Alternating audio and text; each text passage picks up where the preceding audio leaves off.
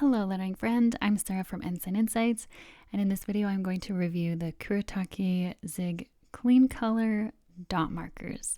I love these markers so much. These ones right here that you see me using, I've had since 2020, and I love the colors. They're so bright. They made me so happy for so long, and then they recently have some new colors, and so I'm going to show you those new colors in this video and compare them with the old colors so you can see what might be a good fit for you. There are so many things you can do with dot markers. I'm specifically going to show you how you can use them with your hand lettering. Kuretake did send me these two packs of new colors. There's the highlight colors and then there's the mild smoky colors. And this video is not sponsored, but they did send these to me. So these are my original markers. These ones are just the plain, if you search clean color dot markers, these are the ones you're going to find. And it comes in a set of 12. They are dual ended. So on one side, they have the dot marker tip, which is flexible to get different sizes of dots and also lettering. And then the other side is a fine tip. And that is actually a little flexible too. I'm going to show you. So here's the single ones. These are the new colors, and it's just the dot marker side. It does not have the dual tip, which I'm a little bummed about. I really love that dual tip. So let me first show you swatches with the original colors. And these colors, like I said earlier, I have just loved them so much. I've used them many times. The colors just make me so happy, and so I'm drawn to using them. And also because you can do some lettering with them, it feels really great to letter with them, and so I like them. And also because it's not a real brush pen, and so it doesn't feel like you're going to fray or ruin your pen when you're using it on all different types of paper, because it's not actually a brush pen. So, I mean, that also does affect your lettering. It's going to be a little more of a thicker style. You're not going to get super thin upstrokes, but if you don't mind that look, then that's okay. The tip is a really good bounce because it's just like squishy, so it's probably a little more similar to using maybe Crayola markers, but it's round, so you're not going to have squared off edges on any of your letters because you just have the circle. And doing the dots is really easy. It's really nice because if you want to fill a page in polka dots, you can get all different sizes really easily just by how much you're pressing down the pen. And I also love the fine tip. As you can see, if you give it a tiny little bit of pressure, it does have a little bit of give, so you can do a slightly little bit of a calligraphy look. It's supposed to be just a fine tip, but it does have a little bit of give. So I love that. So as I finished swatching all of these, I was looking at the colors and I was like, something is missing. I've used these colors for so long and there's something that's not quite right here. And so I started counting my markers and there was only 11, and I was like, wait a second, what happened to the other one? And then I look over to the side of my desk and I completely missed the light green. So now I have to add it at the end next to the gray, which is kind of a bummer, but that's okay. This is just a swatch to show you.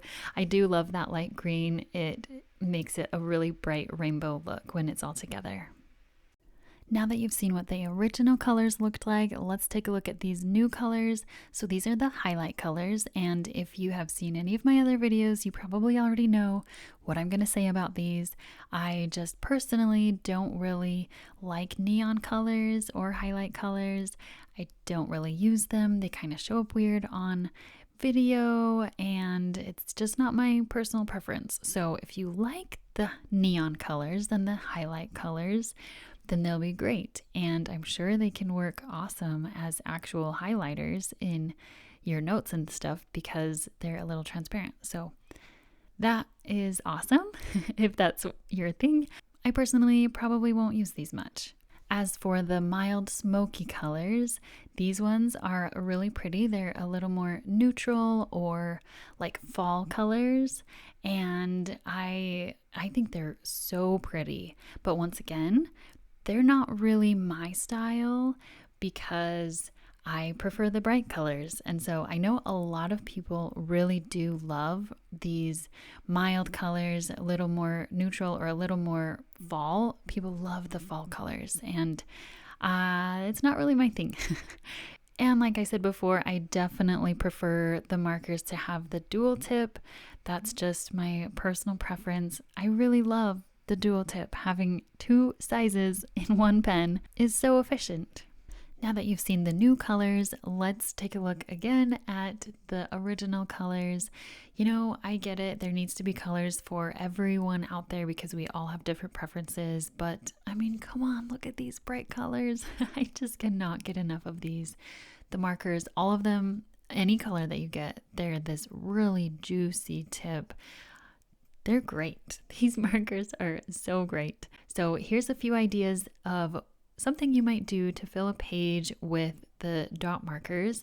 So on this one, I just lettered a quote on the side and then I filled it up with dots. And it's fun because you can add all different sizes of dots and decorate your page however you want. These dot markers are really versatile, and so that is awesome. And then here's another one where I decided to try making the background with dots, and I'm just doing stripe dots. I like doing stripes a lot in my pieces, and so I'm experimenting, playing with it with dots, and I did like how this turned out. I added a quote at the top doing faux calligraphy with the fine tip of the pen, and that's just another reason why these pens are so great, having the dual tip, because you can do something simple like this, add the dots around, and then do really small lettering that kind of fit in with your dots. I've also done some rainbow designs with the dots, just playing around with it. Here's the pictures of the lettering that I did. And then finally, the last piece I did, and one more rainbow. I hope this helped you learn a little more about dot markers and decide if they're going to be right for you. Let me know if you've tried them, if you love them, if you don't. I'd love to hear your thoughts. If you want to see more pen reviews, I will leave that playlist right here. Thank you so much for watching. I'll see you next time.